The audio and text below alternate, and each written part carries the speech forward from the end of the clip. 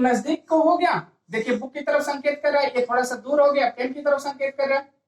ऐसे में लिख दिया क्या, दीज आर गर्ल्स, ठीक है, एंड आगे लिख दिया क्या, दोज आर बॉयज। देखिए दीज किसकी तरफ संकेत कर रहा है, गर्ल्स के, और दोज किसकी तरफ संकेत कर रहा है, बॉयज के।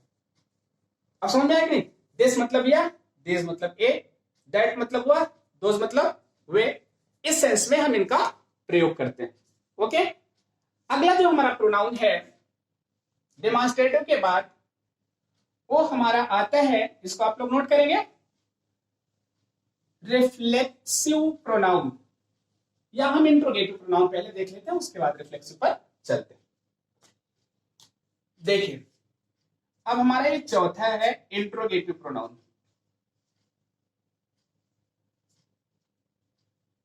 Interrogative pronoun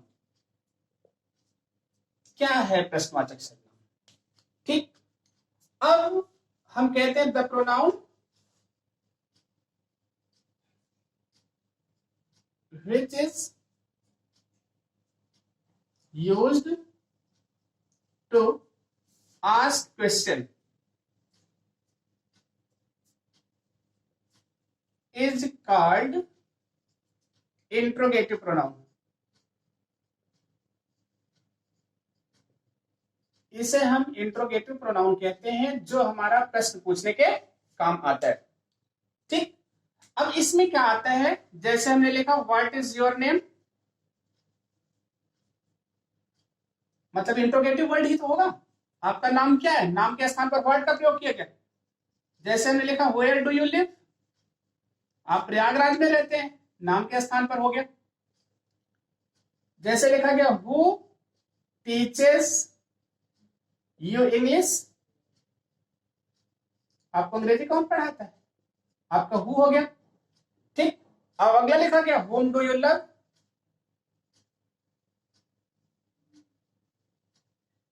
home do you love, home आपका हो गया।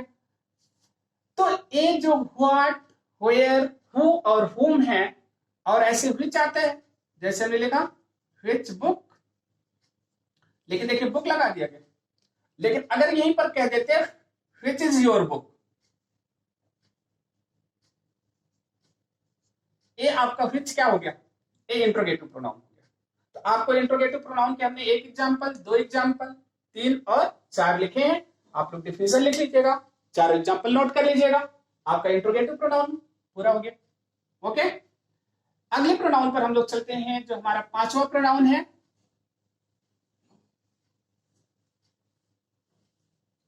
और वह है आपका reflexive pronoun.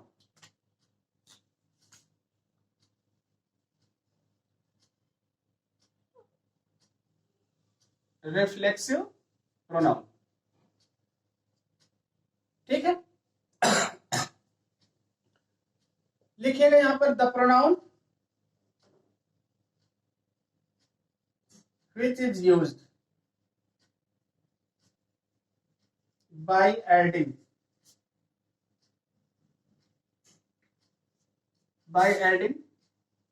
self or selves in personal pronoun।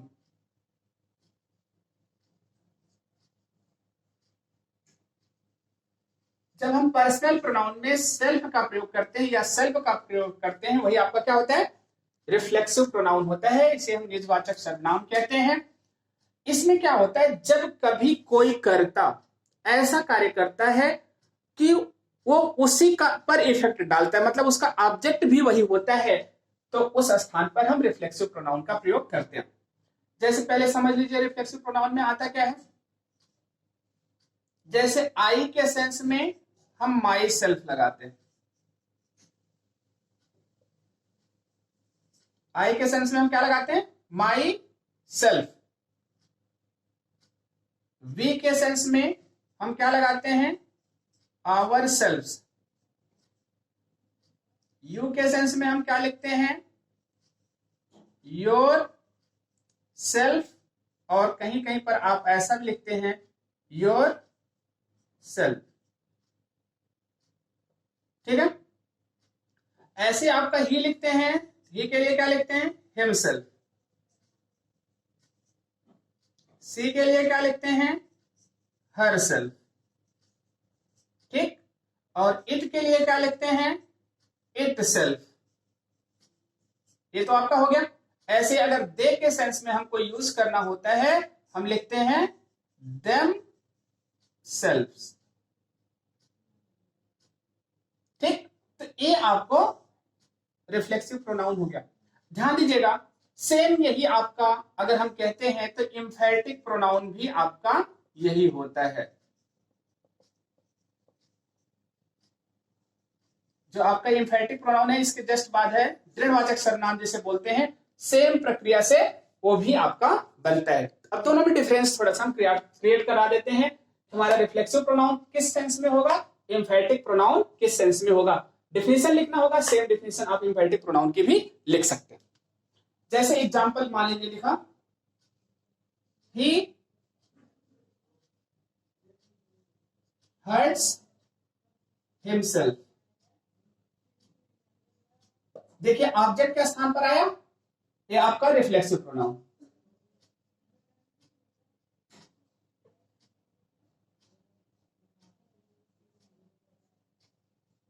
क्या हो गया, रिफ्लेक्सिव प्रोनाउन। ठीक। लेकिन यही अगर हम ऐसे लिख देते ही हिमसेल्फ,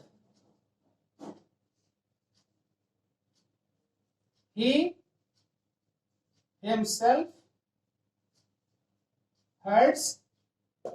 अब यहां पर जब तुरंत सब्जेक्ट के बाद आ जाए या ऑब्जेक्ट के बाद आ जाए यही रिफ्लेक्सिव प्रोनाउन, तो ये एम्फैटिक प्रोनाउन का काम करने लगता है।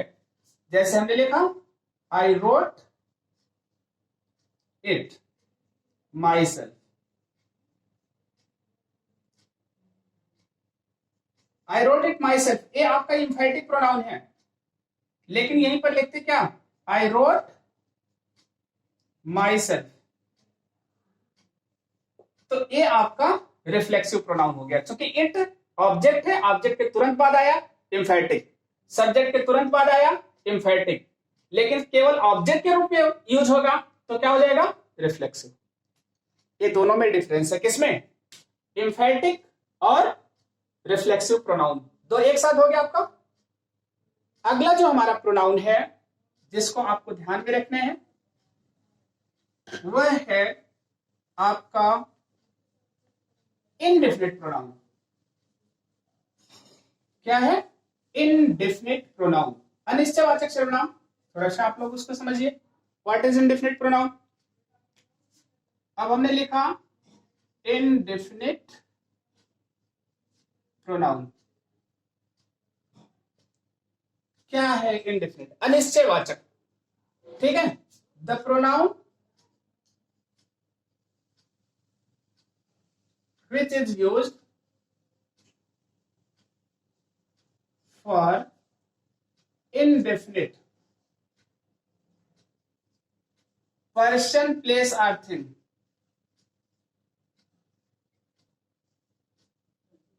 Place or things is called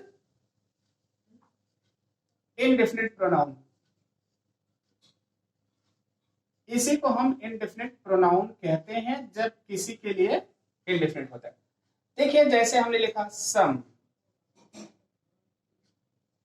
born great, सम हो गया आपका। All have a good job. अब ऑल सम ये सब क्या है आपके, जैसे नन हैज अ पेन, तो ये आपका इनडेफिनिट प्रोनाउन है, मतलब ये इससे अनिश्चितता का बोध होता है, इसलिए इसे हम क्या कहते हैं, इनडेफिनिट प्रोनाउन कहते हैं। तो आप एग्जांपल इसको नोट कर लेंगे। इनडेफिनिट प्रोनाउन के बाद हमारा आता है रेसिप्रोकल प्रोनाउन। अगला एग्जांपल है, आप लोग डिफिनेशन नोट करेंगे, ठीक, और एग्जांपल्स देखिए। आता है हमारा रेसिप्रोकल प्रोनाउन। परस्परवाचक सर्वनाम बोलते हैं। देखिए इसको अगर हम डिफाइन हम कुछ नहीं करते, हम केवल इतना लिखते हैं each other and one another is called reciprocal pronoun। इसे हम रेसिप्रोकल प्रोनाउन कहते हैं। इसमें दो वर्ड आता है, each other and one another आता है। ठीक, अब देखिए ध्यान क्या रखने हैं, ईच अदर जो है ना, इसका प्रयोग हम फॉर टू के लिए मतलब दो के लिए करते हैं, और one another for more than two. इसका दो से अधिक के सेंस में हम करते हैं, किसका, इसका। ठीक, जैसे हमने लिखा बोथ द ब्रदर, लिख लिया बोथ द ब्रदर मतलब दोनों भाई, हमने लिखा लव ईच अदर। ठीक, अब देखिए हमने क्या लगाया, ईच अदर, एक दूसरे से। ऐसे बोथ थ्री ब्रदर्स हो जा तो love one another.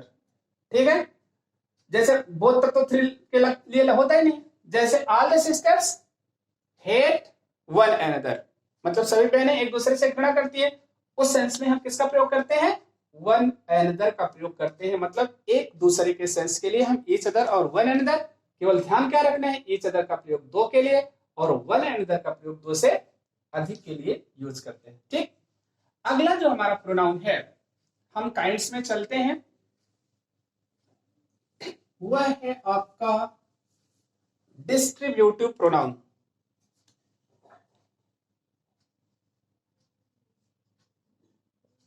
Distributive pronoun, विभाग सूचक सर्वनाम। ठीक है, द प्रोनाउन, डिफिनेशन लिखिएगा, which is used to demonstrate, not to distribute, the noun for which it is used, मतलब जिसके लिए प्रयोग की जाती है उसी को बांटने का काम करती है, इसलिए इसे हम क्या कहते हैं, डिस्ट्रीब्यूटिव प्रोनाउन कहते हैं। इसमें आपका ईच आता है, आइदर आता है, नाइदर आता है। ठीक, लेकिन इन सब का प्रयोग हम किसके साथ करते हैं, प्लस ऑफ के साथ करते हैं। इसके बाद प्लस नाउन लगाते हैं। नाउन आपकी क्या होगी, प्लूरल। अभी आपको बताया थे, मतलब जब ग्रेटर माइनर पढ़ा रहे थे वहां पर प्लूरल होगी, लेकिन वर्ब हमारी जो आएगी वो हमारी किसमें होगी, सिंगुलर में। ठीक है, और आगे जो रिस्पेक्टिव प्रोनाउन होगा वो भी हमारा किसमें होगा, सिंगुलर में। अब एग्जांपल आपको बताते हैं। देखिए आइदर केवल दो के लिए, नाइदर केवल दो के लिए, लेकिन आइदर दो में से एक के लिए या दूसरे के लिए या दोनों के लिए। नाइदर ना तो पहले के लिए ना दूसरे के लिए, और ईच क्या होगा, प्रत्येक के सेंस में हम यूज करते हैं। कहीं कहीं पर नन का भी प्रयोग होता है, नन के साथ भी ऑफ लगेगा तो नाउन आपका प्लूरल होगा, लेकिन बाकी चीजें क्या होगी आपकी, सिंगुलर होंगी। जैसे एग्जांपल हमने लिखा ईच ऑफ द फ्लावर। अब देखिए फ्लावर्स लगना था, each of the flowers, are नहीं होगा, इज रेड, मतलब हर फूल कैसा है, लाल है। हमने लिखा either of them goes there. अब आइदर तो लगा दिए, ईच नहीं लगा, लेकिन अब यहां देम ये शो कर रहा है केवल दो है, लेकिन दोनों वहां जाएंगे, पहला भी जाएगा दूसरा भी जाएगा, या दोनों साथ जा सकते हैं। ये आपका कौन सा प्रोनाउन हो गया, डिस्ट्रीब्यूटिव प्रोनाउन हो गया। अगला एक प्रोनाउन आपका बचता है, वो है एक्सक्लेमेटरी प्रोनाउन।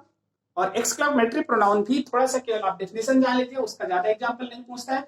सबसे ज्यादा आपका रेसिप्रोकल पूछता है, डिस्ट्रीब्यूटिव पूछता है, रिलेटिव पूछता है, ठीक, या रिफ्लेक्सिव पूछता है। और पर्सनल प्रोनाउन तो सबसे अधिक इंपॉर्टेंट है ये। तो हम थोड़ा सा आप लोगों को ये आज डेफिनेशन आपकी कंप्लीट हो रही है और उसके साथ में सारे काइंड्स के डेफिनेशन आपको कंप्लीट कर रहे हैं। बाकी यूजेस आपका प्रोनाउन नेक्स्ट वीडियो में आपको बताया जाएगा।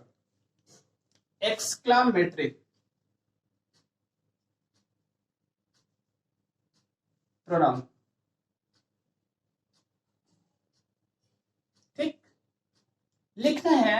अब डेफिनेशन केवल लिख लीजिए आप लोग। द प्रोनाउन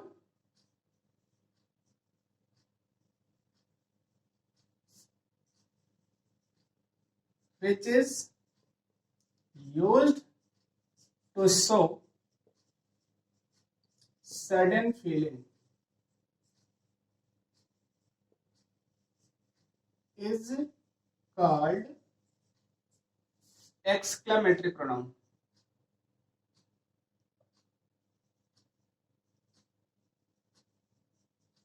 एक्सक्लेमेटरी प्रोनाउन, उसे हम एक्सक्लेमेटरी प्रोनाउन बोलते हैं, ठीक।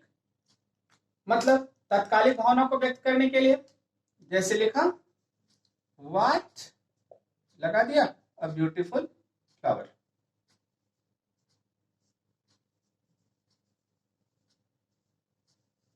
ओके, अब ऐसे ही आपका जैसे व्हाट आता है, हाउ का कहीं कहीं पर प्रयोग करते हैं, किस सेंस में, एक्सक्लेमेटरी प्रोनाउन को सेंस में यूज करने के लिए आपका हम मतलब क्या करते हैं, इसको एक्सक्लेमेटरी सेंस में यूज करते हैं। तो चूंकि एक्सक्लेमेटरी प्रोनाउन की आप लोग केवल डिफिनेशन लर्न कर लीजिएगा, कुछ एग्जांपल, बाकी बात में यूजेज जब बताए जाएंगे तो वहां पर आपको इसका जिक्र किया जाएगा। तो प्रोनाउन का एक जो टॉपिक था जिसमें आपको डिफिनेशन बताया गया, काइंड्स बताया गया तथा प्रत्येक काइंड्स के डिफिनेशन को बताया गया, ठीक।